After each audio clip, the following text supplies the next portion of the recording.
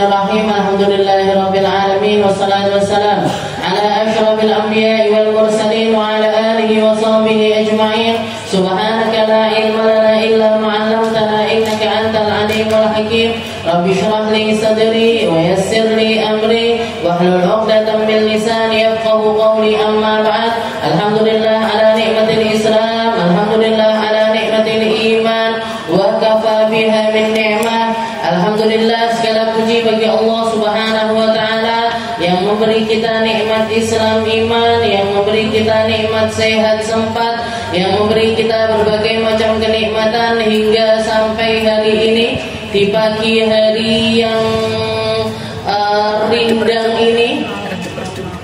Bawane ngantuk gini nih.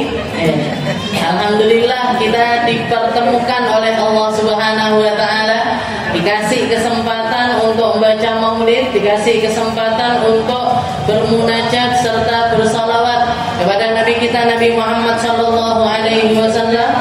Mugi-mugi yang semacam ini diperbanyak sama Allah taala.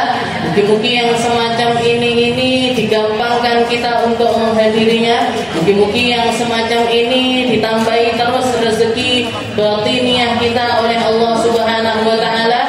Keluar kita dari majelis ini bukan cuma dapat ilmu, tapi juga mendapatkan berbagai macam hadiah serta anugerah yang sangat mulia dari Allah Subhanahu wa taala. Diperbaiki hati kita sama Allah taala, dijadikan hati-hati yang indah, dijadikan hati-hati yang cerah, dijadikan hati-hati yang bercahaya dengan cahaya yang Allah taala berikan kepada orang-orang mulia, terutamanya adalah yang Allah taala berikan kepada Nabi kita Nabi Muhammad sallallahu alaihi wasallam. Kita lanjutkan pembahasan kita di dalam kitab Khuluquna ila an qala al-muallif rahimahullahu taala wa nafa'ana bi ulumi fid dharain amin. Khuluquna ma'a anfusina nurabbi anfusana wa nuzakkiha wa nutahhiruha wa la na'manuha. Dikatakan di sini tentang bab yang membahas tentang akhlak kita kepada diri kita sendiri. Kalau yang lalu-lalu kita bahas tentang akhlak kita kepada Allah Ta'ala, akhlak kita kepada sesama manusia, sekarang yang gak kalah penting adalah akhlak kita kepada diri kita sendiri. Diri kita ini adalah sesuatu yang Allah Ta'ala anugerahi berbagai macam perkara di dalamnya, tapi di satu sisi juga Allah Ta'ala meminta untuk kita mempertanggungjawabkan kesemuanya. Allah Ta'ala ngasih kita jasad dan kita harus mempertanggungjawabkan jasad kita. Allah Ta'ala memberi kita akal dan kita diminta untuk mempertanggungjawabkan akal kita. Allah Ta'ala memberi kita hati, memberi kita ruh, bahkan memberi kita nafsu, juga semuanya akan dimintai pertanggungjawabannya oleh Allah Subhanahu wa taala. Di dalam Al-Qur'an dikatakan ketika hari kiamat itu datang, fa idza ja'atis sakhah yauma yatadzakkarul insanu ma sa'a wa burrizatil jahimu liman yara. Dikatakan ketika hari kiamat itu terjadi. Hari yang seperti apa kiamat tersebut? Hari di mana intahatis syada'id, semua kedahsyatan berhenti di kala itu. Segala macam kesulitan berhenti di situ. Segala macam rasa sakit berhenti di situ. Sampai rasanya itu bagaimana? Rasanya manusia ini melupakan segala sesuatu karena kedahsyatan hari itu tidak memampukan mereka untuk mengingat-ingat yang lalu. Kita sepanjang hidup ini kan musibah silih berganti, ujian silih berganti, kesedihan silih berganti, rasa sakit silih berganti dari mulai. Tapi ketika kita mendapati masalah yang besar atau ujian yang besar, yang lalu-lalu ini kan jadi terasa kecil-kecil. Jangan ingat-ingat dulu ketika masih kecil, Sak Halimah ini, masalahnya paling apa? rebutan roti paling karo mama. Atau sama temennya, rebutan dolanan. Jangan kalau ngelihat anak kecil lagi rebutan seperti itu, lagi rebutan mainan dan lain sebagainya, jenengan kan ngelihatnya, anak itu dicacili. Padahal dulu jenengan ya pernah kecil. Saya gini-gini dulu ya pernah kecil loh Bu. Kalau nggak percaya tak kirim nih foto kecil saya. Jadi istilahnya ketika kita melihat masalahnya anak kecil itu paling segitu aja, masalahnya anak remaja itu cuma segitu aja, masalahnya anak umur 20-an itu cuma gitu aja. Ketika jenengan umur 50 tahun jenengan ngelihat yang bawah-bawah, durung ngrasakne sing tak rasakne. Belum tahu dia. Yang udah nikah, lihat orang-orang yang belum nikah, nikmati masa lajangmu sebelum kamu jadi seperti saya. Nggak. Yang belum punya anak, yang udah punya anak, lihat yang belum punya anak, delokan nanti kalau sudah punya anak. Terus seperti itu. Ketika kita mendapati masalah yang besar, masalah yang kecil-kecil ini jadi terasa ringan. Makanya dikatakan Allah Ta'ala mensifatkan hari kiamat itu as-sakhah. Hari di mana apa? Itu adalah penutup dari segala macam kedahsyatan. Semua yang terjadi sebelumnya, semua musibah yang sebelumnya, semua bencana yang sebelumnya gak akan terasa lagi ketika kiamat itu terjadi. Kenapa? Semuanya terlihat kecil. Gempa bumi kelihatan kecil Bu, angin topan kelihatan kecil. Jadi perkara-perkara banjir bandang dan lain sebagainya itu terasa kecil karena di hari itu tertutup semuanya dengan berbagai macam musibah yang paling besar. Maka dikatakan waktu itu semua orang melupakan segalanya. Makanya sampai disifati ibu-ibu yang lagi nyusuin anaknya dilempar anaknya. Ibu-ibu yang hamil langsung lahiran. Anak-anak kecil yang rambutnya itu masih hitam langsung beruban semuanya. Kenapa? Karena saking dahsyatnya hari tersebut. Dan dua perkara yang dijanjikan oleh Allah Ta'ala akan didapati oleh semua manusia. Yang pertama, yauma yatadzakkarul insanu ma sa'a. Hari di mana setiap manusia akan mengingat-ingat kembali semua yang pernah terjadi di dalam kehidupannya. Jadi setelah dilupakan segalanya oleh Allah Ta'ala, datang hari kiamat, datang di padang mahsyar, dikumpulkan kita di satu tempat, manusia awal sampai manusia akhir, dan didatangkan kembali memori ke dalam diri setiap dari mereka. Jadi setiap menit-menit, setiap detik-detik, setiap yang terlintas di pikiran, terlintas di dalam hati, keinginan-keinginan buruk kita ataupun keinginan-keinginan baik kita, semuanya diingatkan kembali oleh Allah Subhanahu wa Ta'ala. Makanya dikatakan kalau kita itu sepanjang hidup kita gak punya sambungan sama orang-orang mulia, di hari tersebut kita dipaksa untuk mendatangi orang-orang mulia. Kita dipaksa untuk mendatangi para nabi-nabinya Allah, para rasul-rasulnya Allah. Seperti yang diceritakan oleh Nabi Muhammad SAW, manusia di padang mahsyar ini dicuekin sama Allah Ta'ala. Allah Ta'ala marah luar biasa, dicuekin mereka, gak diapa-apain, cuman dikencang di padang mahsyar aja. Akhirnya mereka berbondong-bondong mendatangi Nabi Allah Adam. Ya Adam anta abul bashar, wahai Adam, jenengan kan bapaknya kita semua, tolong kami untuk berpindah dari tempat ini. Katanya Nabi Allah Adam, innallaha ghadabal yaum bi ghadabin lam yaghdab qablahu wa la ba'dahu mithla. Allah Ta'ala sedang marah luar biasa dengan kemarahan yang belum pernah terjadi sebelumnya ataupun juga sesudahnya. Maka nafsi-nafsi. Kenapa kok Nabi Allah Adam ini mengatakan nafsi-nafsi, dewe-dewe? Kenapa? Karena beliau juga sedang diingatkan dengan setiap memori yang pernah terjadi di dalam kehidupannya.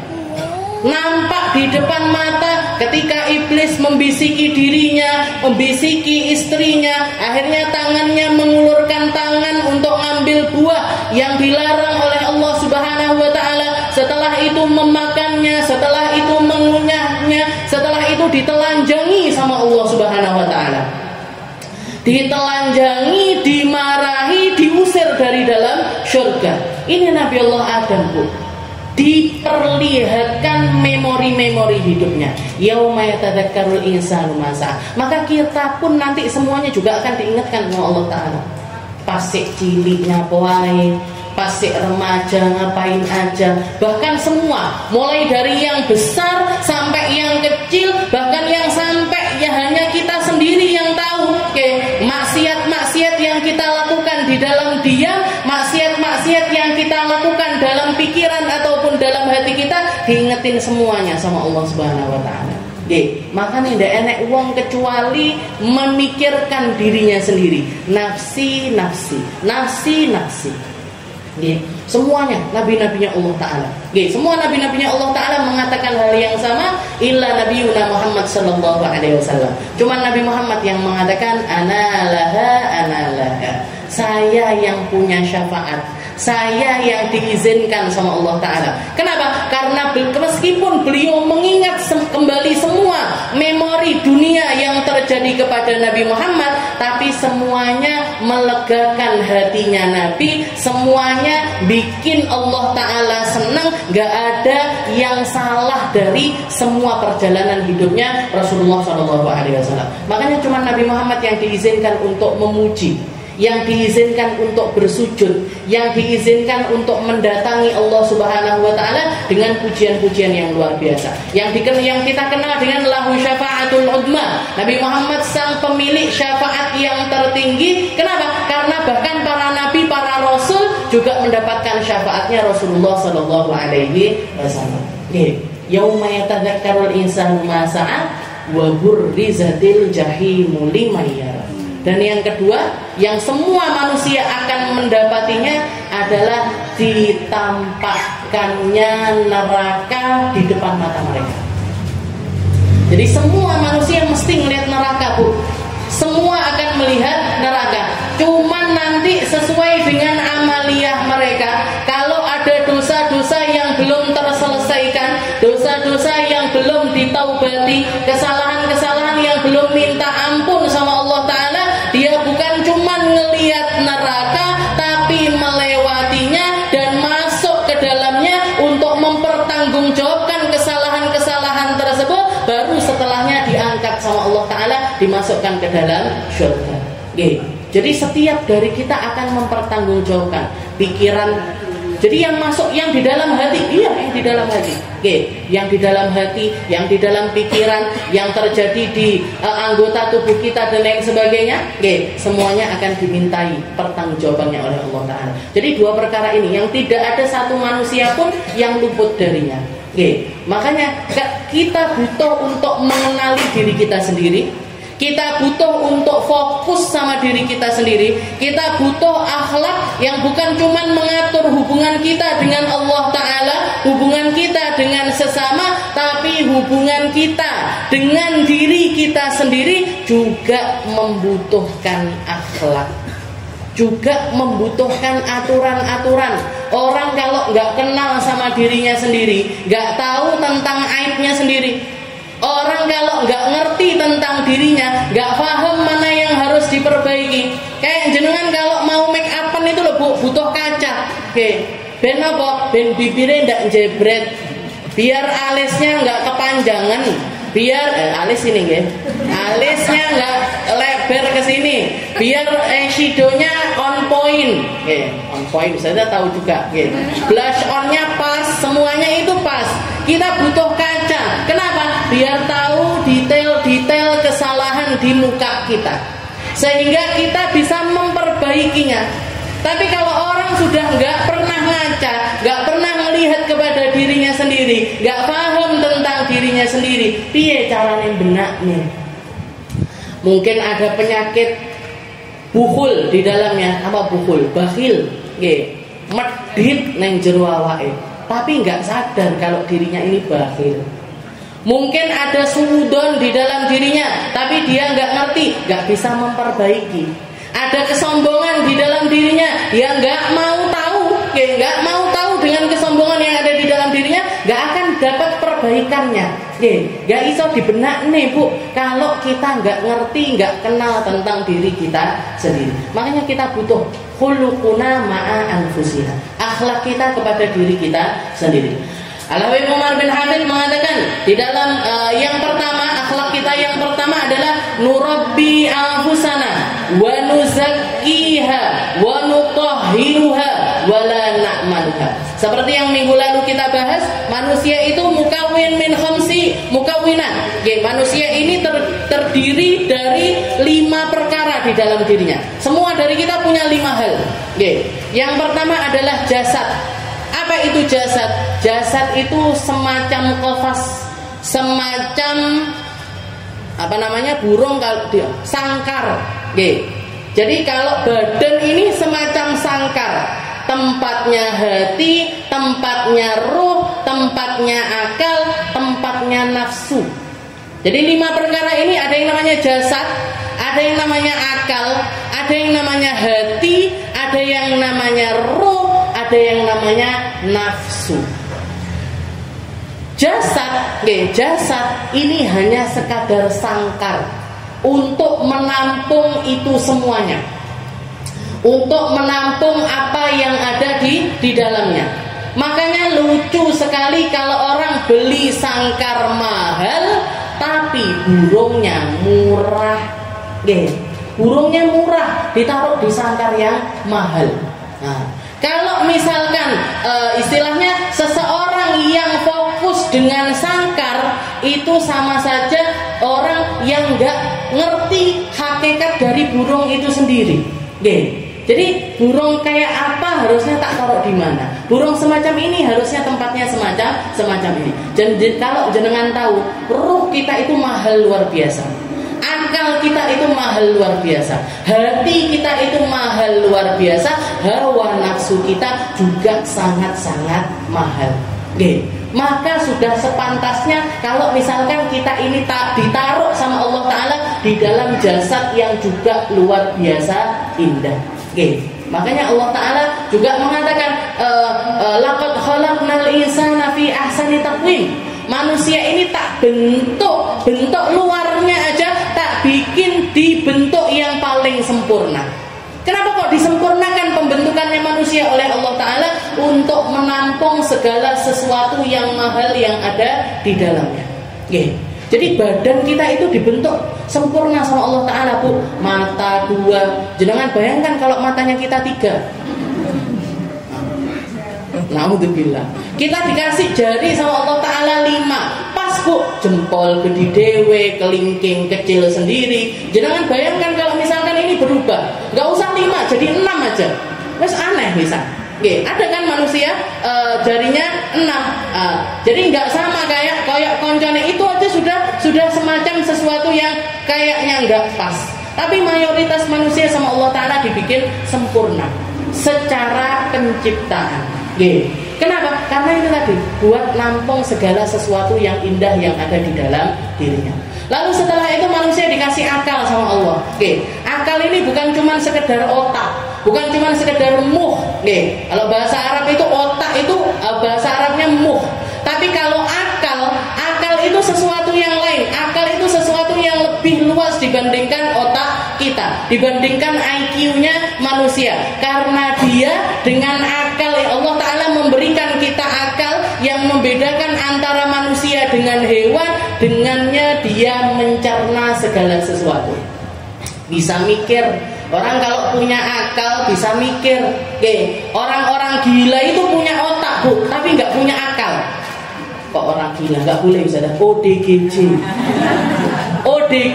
itu punya otak, itu punya dia, tapi nggak punya akal. Nggak punya akal. Buktinya apa? Telanjang dia nggak malu. Makanya kalau ada orang telanjang nggak malu, akalnya yang nggak ada, otaknya ada tapi akalnya nggak ada. Jadi dengan akal ini kita bisa membedakan segala sesuatu. Yang baik mana, yang nggak baik mana, yang halal mana, yang haram mana, yang benar mana, yang nggak benar mana. Itu kita bisa membedakannya dengan akal kita, logika. Kita bisa, agama ini sangat-sangat bisa dilogikakan. Agama Islam itu satu-satunya agama yang jenengan kalau nyari segala detail permasalahan di dalamnya akan selalu ada jawabannya. Gak ada yang gak dijawab sama Islam. Gak ada yang gak dijawab di dalam Al-Quran. Gak ada yang gak ada contohnya dari Allah Subhanahu Wa Taala, itu gak ada. Makanya ketika bahkan dua putranya Nabi Allah Adam, ketika salah satunya membunuh yang lainnya, sama Allah Taala dikasih contoh di depan mata mereka. Di depan mata si Habil ini yang bunuh saudaranya Qabil. Setelah terjadi pembunuhan tersebut, bingung Habil, mau diapain ini jasad saudara saya? Setelah saya bunuh ini mau diapain? Allah Ta'ala mendatangkan 2 ekor burung. Diceritakan di dalam Al-Quran, datang 2 ekor burung. Tengkar salah satunya bunuh burung yang lainnya. Setelah dibunuh, salah satunya dibunuh, dia gali tanah, digali tanah, diletakkan burung yang satunya, setelah itu dikuburkan. Kenapa? Diajak akalnya sama Allah Ta'ala, diajak mikir. Ini loh, kamu kalau melihat ada bangkai atau ada sesuatu yang sudah ruhnya itu lepas dari jasadnya, lakukan hal yang semacam itu. Itu namanya adalah akal. Dan semua manusia dikasih akal sama Allah Ta'ala yang normal. Selain UDGJ itu tadi. Nah, setelah itu, setelah akal, kita juga dikasih hati sama Allah. Hati ini fungsinya untuk apa? Litadabbur wat tafaqquh, untuk mentadaburi sesuatu. Akal buat mikir, hati untuk memikirkannya lebih dalam lagi. Jadi dimulai dengan akal, ditentukan oleh hati. Iki sing pasti ya, yang benar gimana ya? Litafaqquh. Makanya ketika ada 2 orang datang kepada Imam Syafi'i, satu nanya, wahai Imam Syafi'i, hukumnya nyium istri ketika Ramadan itu gimana? Katanya Imam Syafi'i, oh boleh. Nyium istrinya ketika Ramadan, katanya Imam Syafi'i, boleh.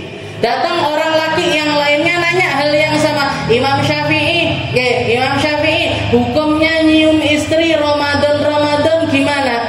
Katanya Imam Syafi'i, oh enggak boleh. Muridnya yang bingung, 2 orang pertanyaannya sama kok jawabannya beda. Katanya Imam Syafi'i, kenapa wahai Imam? Kenapa kok seperti itu? Katanya Imam Syafi'i, yang satu sudah tua, umurnya 60-70 tahun. Kalaupun nyium istrinya, itu hanya bentuk sayangnya aja. Mek sayang-sayangan tok, dicium pipinya, dicium keningnya. Maka nggak apa-apa kalau nyiumnya cuma seperti itu, nggak apa-apa karena orang tua. Sedangkan yang satu masih muda, manten baru lagi. Masih muda, manten baru. Kalau dia nyium istrinya Ramadan bisa batal dua-duanya. Bisa batal dua-duanya. Nah, maka ketika melihat sesuatu, bukan cuma saklek tentang hukumnya saja, tapi juga bisa menjawab dengan bijaksana. Itu yang main di situ apa? Hati, perasaan. Manusia, terutama perempuan. Kalau perempuan ini rata-rata hatinya yang lebih peka, pikirannya nggak peka. Makanya mikirnya cetek. Mikirnya cetek. Jadi yang dipakai itu perasaan dulu. Nah, perasaan dulu yang dipakai, akalnya engkau dhisik. Pokoknya susah, engkau dipikir keri.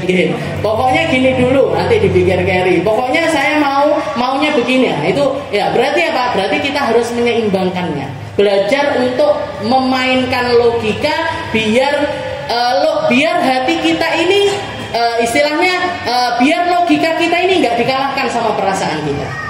Biar logika kita tetap jalan, tapi perasaan itu memang dikasih sama Allah Ta'ala lebih di dalam diri perempuan, karena memang ada banyak sekali kebaikan ketika perempuan itu punya perasaan yang peka.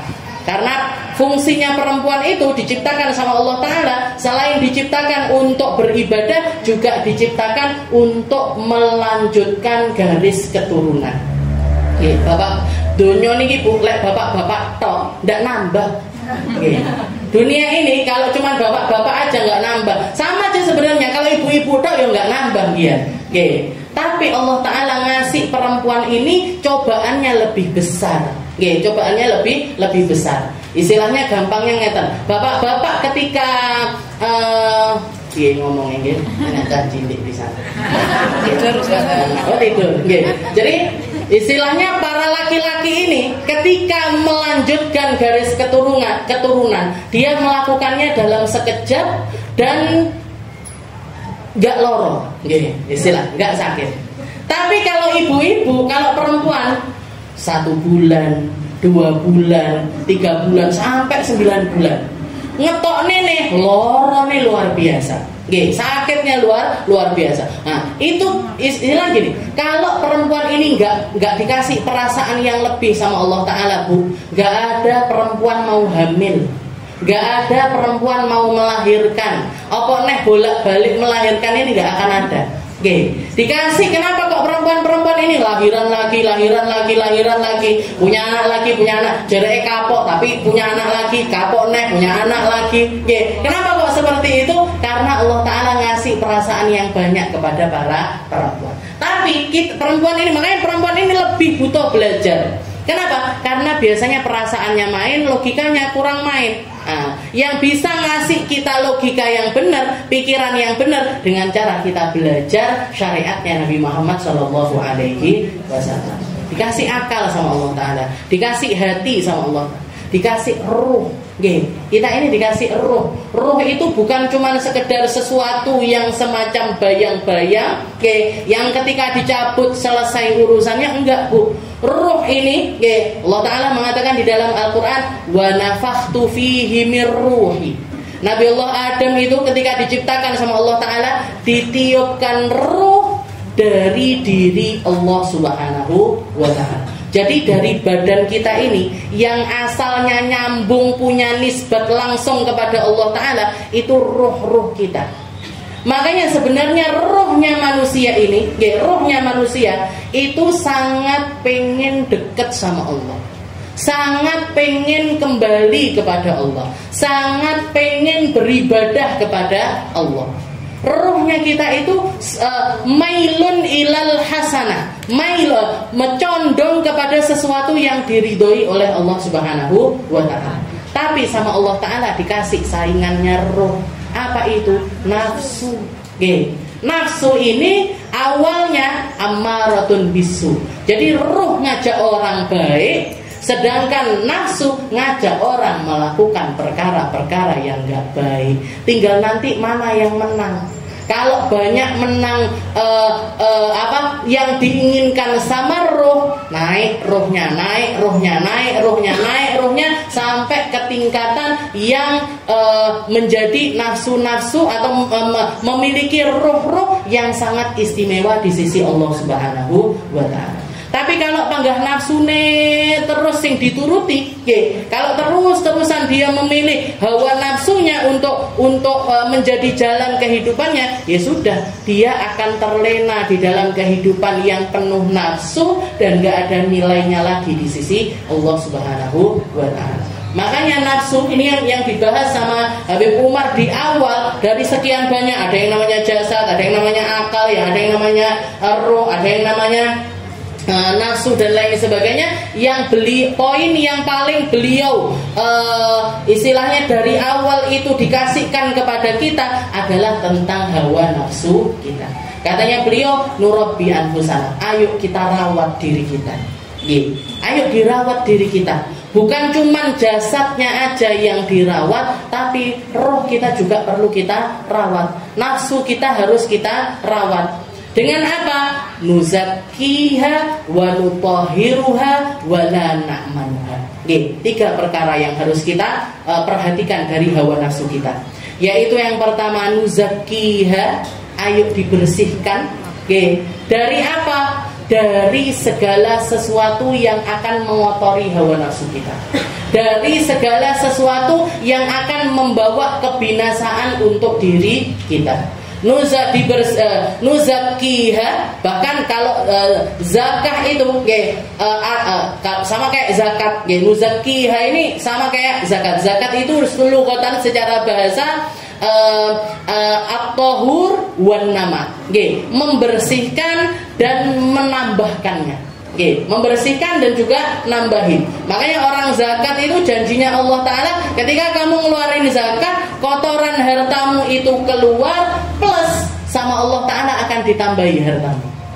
Harta ini akan menjadi harta yang berkembang ketika kita menunaikan zakatnya. Nah, begitu juga dengan diri kita. Ayo kita keluarkan nafsu buruk kita. Ketika kita mengeluarkan nafsu buruk kita, sama Allah Ta'ala akan ditambahi nafsu-nafsu yang baik.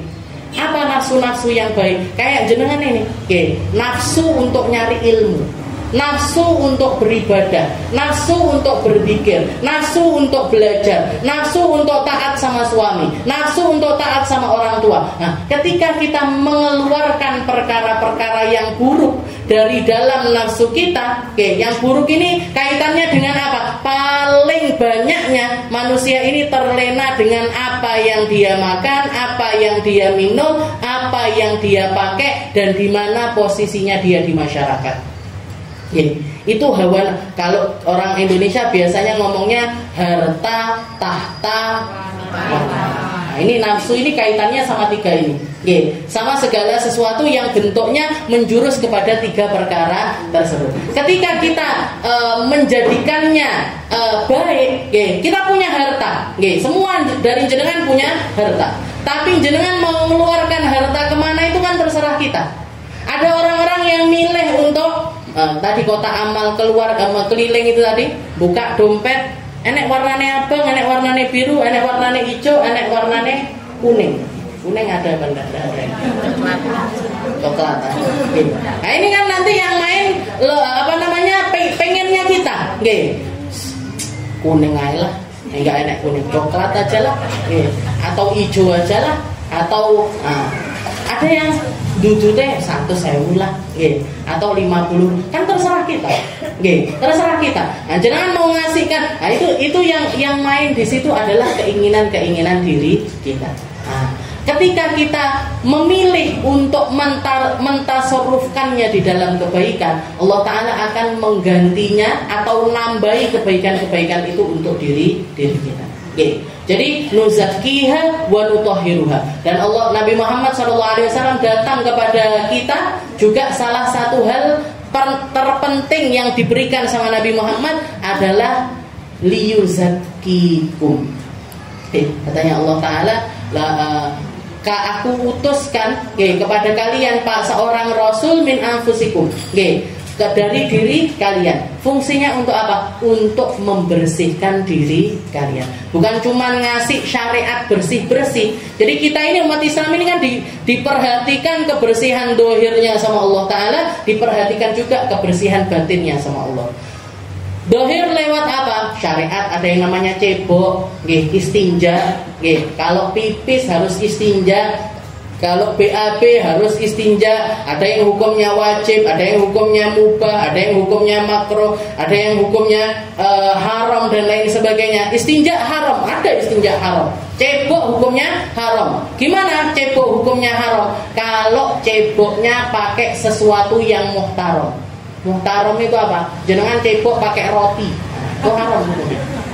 Jadi dilapnya pakai roti, nah itu nggak boleh. Atau pakai tulang, haram hukumnya, haram dan tidak sah. Tapi ada yang haram tapi sah. Kalau apa? Kalau kita istinja cebok pakai airnya tetangga, jadi dibolongi pipanya tetangga, kita cebok pakai airnya tetangga. Hukumnya gimana? Sah. Istinjanya hukumnya sah, tapi hukumnya haram. Kenapa? Karena pakai airnya orang lain. Nah ini aturan-aturan semacam ini yang ngasih kepada kita siapa? Nabi Muhammad SAW. Jangan diajarin cebok, jangan diajarin wudu, jangan diajarin mandi, diajarin tayamum dan lain sebagainya. Semua itu adalah syariat untuk membersihkan dohir kita. Ditambahi lagi sama Allah Ta'ala, bukan cuma dohirnya yang bersih, tapi batinnya juga dibersihkan. Dengan cara apa? Dengan cara membersihkannya dari setiap penyakit hati.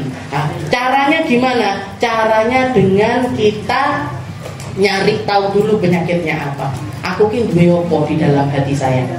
Saya sakit di dalam hati saya ini, ada penyakit apa aja. Nah, dipereleli, habis itu dibersihkan sedikit demi sedikit. wa nutahhiruha wa la na'manuha, dan jangan sampai percaya dengan kata-katanya hawa nafsu. Oke, jangan pernah dipercayain Bu.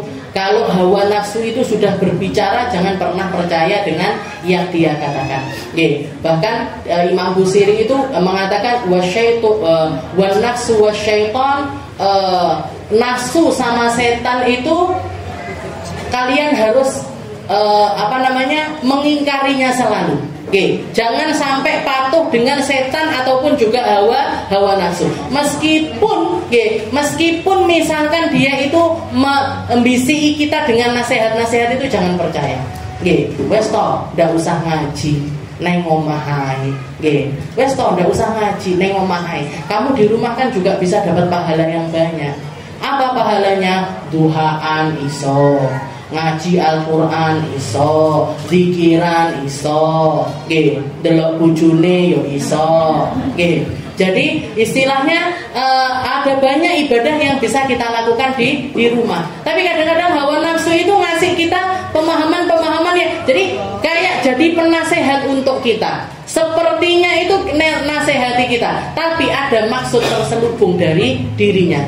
Kenapa? Karena kalau kita sudah nggak nyambung sama majelis ilmu, Bu, kalau kita sudah nggak ikut pelajaran, nggak ngaji, nggak belajar tentang ilmu, berarti kita sedang dibodohkan sama nafsu, dibodohkan sama setan. Dan orang yang bodoh itu lebih gampang untuk jadi mainannya setan.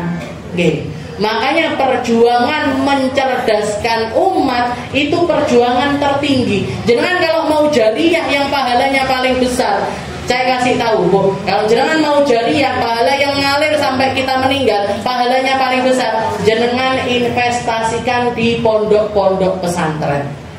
Bikinkan musola di situ, bikinkan kamar mandi di situ, bikinkan kamar-kamarnya santri di situ, bikinkan tempat-tempat belajar kelas-kelasnya santri. Itu perjuangan jariyah yang pahalanya itu paling besar. Kenapa? Karena yang kita cari adalah mencerdaskan umat. Benerin cara berpikirnya umat, benerin cara logikanya umat. Dan ketika semakin banyak orang pintar dalam urusan agama, pintar dalam urusan agama ditambahi dengan ketakwaan di dalam dirinya, umat ini akan semakin berbenah. Umat ini akan semakin baik. Bukan cuma baik di dunia, tapi baik di akhirat. Jadi yang namanya masa depan bukan cuma di dunia, tapi masa depan sampai akhirat. Wala na'manuha. Jangan pernah merasa aman dengan apa yang dikatakan hawa nafsu. Kalau setan itu ketika godain manusia, kata-katanya itu selalu jelas. Kata-katanya itu selalu jelas. Ojo sholat, ojo poso, ojo sedekah. Jadi kata-katanya setan itu selalu jelas. Gak usah nutup aurat, kamu lo cantik, rambutmu bagus. Gak usah jilbaban. Gak usah patuh sama suamimu, gak usah patuh sama orang tuamu. Ngomong sing kasar sama anak-anakmu. Selalu kata-katanya setan itu selalu jelas. Tapi kalau hawa nafsu, kata-katanya itu gak jelas. Makanya para ulama itu bahkan mengatakan nafsu itu seperti pencuri yang tinggal di dalam rumah. Pencuri yang tinggal di dalam rumah. Kalau pencuri dari luar rumah, jangan gampang nyari taunya, itu gampang. Kenapa? Karena mereka masuk mesti sembunyi-sembunyi. Masuk mesti waktu gelap. Masuknya mesti dalam keadaan kita tahu persis kalau dia ini maling. Kalau dia ini maling kita tahu persis. Tapi kalau hawa nafsu itu dia tinggal bersama kita di dalam diri kita. Jadi kita diporak-porandakan, kita nggak merasa. Diambil segala sesuatu dari diri kita, kita nggak terasa. Dihancurkan kita dan kita nggak ngerasa. Sama halnya kayak misalkan jenengan punya musuh tapi satu selimut sama kita. satu rumah sama kita, tinggal bersama di dalam rumah kita. Itu jenengan berasnya diambil sekilo ndak kerasa, sekilo eneh ndak kerasa, sekilo eneh ndak kerasa, gulone dijiko, ini dijiko semua. Nggih, lama-lama ke sesuatu yang besar. Begitu juga hawa nafsu. Hawa nafsu ini kalau dituruti, Bu, nggih, menghancurkan hidup kita dari dalam. Dari dalam ini loh kita dihancurkan, sehingga ruh kita nggak punya nilai di sisi Allah Subhanahu wa Ta'ala. Makanya harus sangat-sangat waspada. Allah Ta'ala mengatakan wa nafsi wa ma sawwaha fa alhamaha fujuraha wa taqwaha qad aflaha man zakkaha wa qad khaba man dassaha. Nafsu itu sesungguhnya demi jiwa dan apa yang dikerjakan oleh jiwa tersebut. Semua manusia ini punya nafsu. Kita itu pengen, setiap harinya pengen makan, pengen minum, pengen makan, pengen minum. Kalau sudah dewasa biasanya juga keluar kebutuhan biologis, seneng pakai pakaian dan lain sebagainya. Itu adalah nafsu yang Allah Ta'ala memang, makanya antara nafsu dengan jasad ini kaitannya sangat erat sekali. Jadi kebutuhan nafsu dengan kebutuhan jasad itu biasanya berkaitan. Nah, bedanya di mana? Kalau diri kita, kalau diri kita sebenarnya segala sesuatu itu yang penting kan sesuai dengan kebutuhan. Bahkan Rasulullah mengatakan yakfilu qaimat yukimna ad-dhahr. Manusia itu sebenarnya cukup dengan 1 suap 2 suap untuk mengencangkan boyok, untuk mengencangkan punggung. Itu sebenarnya 1 suap 2 suap makanan itu cukup. Tapi kan setiap harinya kita dikasih pikiran hari ini makan apa ya. Bahkan bukan cuma hari ini makan apa, sarapannya apa ya, makan siang apa ya, makan malam apa ya, ngemil sore apa ya, ngemil tengah hari apa ya. Reno jenengan buka kotak pastel. Istilahnya gitu. Apa ini? Oh bukan pastel.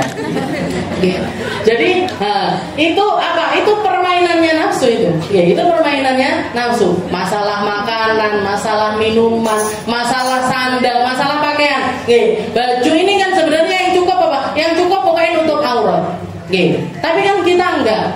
Kok jilbabe opo yo, lambine opo yo, kok tak pasne bibirku kambek jilbabe kudu padha warnane. Jilbabe ireng kudu. Nah ini apa permainannya nafsu. Dan kalau terus-terusan dituruti, Bu, enggak ada habisnya. Yang namanya nafsu itu, katanya Nabi Muhammad SAW, orang kalau nuruti hawa nafsunya terus, dia punya 1 gunung emas pengen 2, punya 2 pengen 3, punya 3 pengen 4, terus seperti itu. Padahal dia masuk ke liang lahat yang paling bisa menuhin mulutnya dia adalah pasir dari kuburannya sendiri. Makanya kudu harus ada batasnya, harus ada remnya. Jadi nafsu itu kudu direm. Yang ngerem nafsu ini apa? Logika sama hati. Logika sama hati kita itu harus setiap kali mau ngapain dipikir se, dirasa nese. Dipikir se, dirasa nese. Dipikir se, dirasa nese. Terus seperti itu perjuangannya nafsu itu semacam itu. Wa nafsi wa ma sawwaha fa alhamaha fujuraha wa taqwaha. Dan di setiap nafsu manusia itu dikasih sama Allah Ta'ala ilham baik sama ilham gak baik. Dikasih sama Allah Ta'ala nasihat baik dan nasihat yang gak baik. Dikasih ilhamnya untuk melakukan yang baik atau melakukan yang gak baik. Qad aflaha man zakkaha wa qad khaba man dassaha. Yang beruntung adalah mereka-mereka yang memilih membersihkan nafsunya. Dan yang binasa, yang nantinya akan binasa dengan nafsunya ketika mereka tidak mengindahkan hawa nafsu tersebut. Dituruti terus. Makanya para ulama itu mengatakan tahapannya hawa nafsu itu 3 paling enggak. Kalau kita mau memeranginya itu tiga tiga tingkatan paling tidak. Walaupun nafsu sendiri dijabarkan sama para ulama ada 7 macam tingkatannya. Ada nafsu ammarah bisu, ada nafsu lawama, ada yang nafsu mulhama, ada nafsu radiyah, ada nafsu mutmainnah, ada nafsu radiyah, ada nafsu maradiyah, ada nafsu kamilah. Ada 7 macam tahapannya nafsu. Nanti mungkin minggu depan kita bahas. Tapi paling tidak untuk buat kita memeranginya itu 3 tingkatan. Yang pertama adalah kita harus memaksakan dulu. Jadi tahapan pertamanya kita paksakan dulu mukabadah. Kita harus yukabidufi, harus berusaha memaksakannya biar dia tunduk dulu. Sama kayak kalau jenengan mau jinakkan hewan, mau jinakkan hewan, kuda misalkan. Pertama jenengan ketemu sama kuda, langsung jenengan tumpai diuncalin jenengan sama kuda tersebut. Ada kuda, jenengan langsung naik ke atasnya, diuncalin jenengan, dia akan gerak-gerak, akan menjatuhkan kita. Tapi gimana cara pertamanya? Dilus-lus dulu, ditanyai namanya siapa. Namaku Aminah, kamu namanya siapa? Dilus-lus, ditanyain, dikasih makan, dikasih minum. Nah, kenalan dulu. Kenalan dulu. Nafsu itu juga seperti itu. Jadi kita memaksakan dulu untuk mendekatinya. Kita memaksakan dulu untuk nyari tahu tentangnya. Nyari tahu, setelah itu dipaksakan. Setelah dipaksakan, setelah kita kenal sama si kuda ini tadi, setelah didekati, setelah itu kita kenal, kita masuk ke tahapan yang namanya istislam. Dia akan tunduk kepada kita. Jadi kayak misalkan jenengan pengen rutin duhaan, jenengan pengen menundukkan hawa nafsu yang nggak pernah bisa sholat duha, misalkan salah satu contohnya. Jenengan maksakan dulu duhaan, masih repot kaya apa, manturi teh, istilahnya ada karnaval, ada kesibukan apapun, lagi keluar kota, lagi dimanapun kita, jenengan paksakan dulu untuk duhaan, untuk sholat duha. Sakit, istilahnya sulit, perjuangannya itu sulit. Tapi kalau terus kita lakukan, jenengan akan istislam akan tunduk dengan nafsu tersebut. Nafsunya tunduknya itu bagaimana? Ya sudah, saya itu setiap hari ya bakalan duhaan. Nggak ada apapun, repot dan repot aku panggah duhaan. Nanti kalau sudah masuk ke tahapan istislam, naik lagi ke level namanya al-muwafaqah. Muwafaqah ini apa? Kalau nggak dilakukan, justru kita merasa ada yang kurang. Jadi kalau nggak kita lakukan, justru kita merasa ada yang kurang. Sama kayak jenengan mungkin yang sekarang ini sudah toto di dalamnya itu sholat 5 waktu. Orang kita kalau nggak, istilahnya subuhnya rada telat kan bubuh. Kalau sampai nggak gupoh berarti ada yang salah ini sama dirinya. Belum sholat duhur kepikiran. Nanti isya, mau tidur, tak isaan sek, urung isaan kok nggak tenang hati saya. Bahkan sudah tidur pun, misalkan jenengan ketiduran habis maghrib, bakalan kebangun sendiri karena belum sholat isya. Nah, itu berarti apa? Nafsunya sudah nafsu muwafaqah, sudah berjalan beriringan dengan keinginan-keinginan yang baik itu tadi. Dan Rasulullah SAW mengatakan la yu'minu ahadukum hatta yakuna hawahu taba'an lima jitu bi. Kalau kalian mau mendapatkan kesempurnaan keimanan, itu akan terjadi ketika hawa nafsumu sejalan beriringan dengan segala sesuatu yang datangnya dari Nabi Muhammad SAW.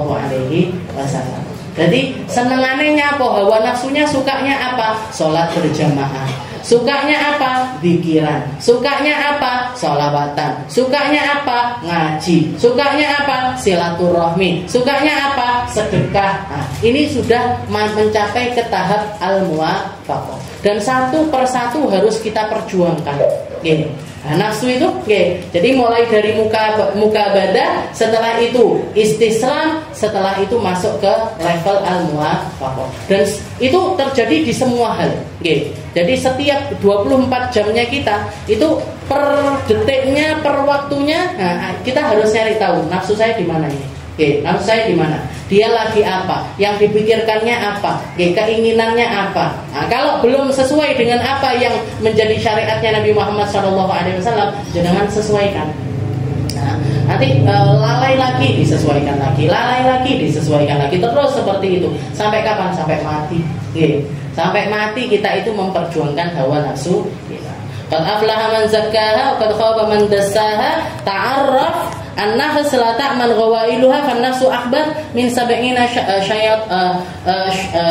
syaitanan. Ini syaitanan, ini salah ini. Jadi syaitanan akhbar min 70 syaitanan. Maka ketahuilah, kenalilah hawa nafsumu masing-masing. Jangan kamu merasa aman dari tipu dayanya, karena nafsu itu bahkan lebih keji dibandingkan 70 setan. Seperti tadi, kalau setan ini jelas, mesti ngajak orang lalai, mesti ngajak orang dengan kalimat-kalimat jangan, ojo, reneo, ngeneo, sesuatu yang sifatnya itu benar-benar nggak disenangi sama Allah Taala. Tapi kalau hawa nafsu itu halus sekali, halus, kecil. Banyak orang yang nggak sadar, banyak orang yang nggak paham, banyak orang yang merasa kalau itu adalah sesuatu yang baik-baik saja. Padahal dia sedang dirusak dari dalam. Na'udzubillahimin dari belajar. Dan ini semuanya harus dibenahi sedikit demi sedikit. Harus cari tahu ini di dalam hati saya ada apa. Dia keinginannya bagaimana. Bahkan yang sudah kelihatan baik pun itu seringkali dirusaknya lewat dalam. Jadi bukan kalau setan ngajak orang ojo sholat. Kalau nafsu enggak, sholat toh kamu.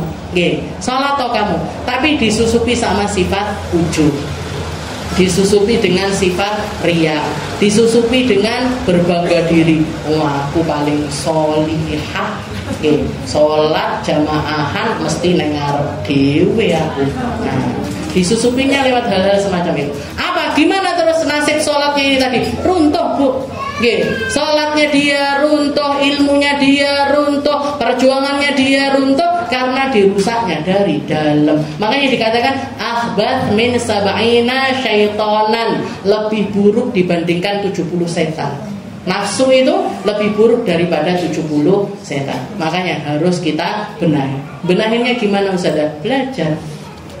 Belajar, nyari tahu, diperjuangkan, dibenahi. Memang kalau misalkan kita itu belajar tentang tasawuf ini kan namanya ilmu hati, ilmu tasawuf. Itu kayak jadi gini, perasaan yang datang ke kita ini seperti yang dikatakan sama Habib Abdullah bin Husain bin Thahir. Ya Rabbi ma makna amal wa kasbuna kullu zalal. Ya Allah, kita ini kayak ngamal tapi koyo entek kabeh. Saya ngaji, saya memperjuangkan ngaji, saya istiqomah ngaji. Jangan istiqomah ngaji hari Selasa. Tapi kalau sudah mikirin mikirin tentang ilmu tasawuf, ilmu pengenalan tentang diri kita, kan kayak jadi nggak ada nilainya. Ya Allah, aku sing kae pas budal niatku nggak bener. Aku sing kae jadi kayak hilang. Tapi memang rasa semacam itulah yang diinginkan sama Allah Ta'ala selalu ada di dalam hati setiap hamba. Jadi Allah Ta'ala itu pengen orang itu, manusia itu beribadah kepada Allah Ta'ala, tapi dibarengi dengan rasa hati yang indah kepada Allah. Ya Allah, ini yang sedikit, yang buruk, yang penuh dengan celah, yang penuh dengan ketidakberdayaan saya, tapi tolong diterima ya Allah. Terus dibarengi dengan apa? Ngamal terus sambil merasa kalau amal-amal itu banyak nggak pantasnya untuk diterima di sisi Allah Subhanahu Wa Taala. Itu yang diinginkan sama Allah Taala untuk ada di dalam hati setiap hamba. Makanya kita perlu belajar, kita perlu untuk nyari tahu, kita perlu untuk membenahi setiap amal ibadah kita agar semuanya menjadi sesuatu yang bukan cuman menjadi sesuatu yang berlalu di dalam kehidupan kita, tapi kita dapati pahala-pahalanya di sisi Allah Subhanahu Wa Taala. Dan Allah Taala itu maha indah, la yaqbalu illa jamilan, hanya menerima yang indah-indah dari seorang hamba. Makanya kita indahkan semua yang dianugerahkan sama Allah Ta'ala ini sudah baik, sudah indah semuanya. Tapi seringkali nafsu kita yang main di dalamnya, keinginan diri kita untuk ini itu dan lain sebagainya, itu yang perlu kita waspadai dari diri kita. Nasallallahu salamah, mungkin kita semuanya diselamatkan sama Allah Ta'ala dari rasa hati yang enggak benar, dari pikiran-pikiran yang enggak benar, dari lintasan-lintasan yang enggak benar, dibersihkan amal kita dari segala sesuatu yang akan merusaknya, dari segala sesuatu yang akan menghancurkannya, sehingga semuanya menjadi sesuatu yang memantaskan kita untuk dekat sama Nabi Muhammad SAW. Ala hadhihi niyah wa ala kulli niyatin salihah wa ila hadratin Nabi Muhammad SAW bisirril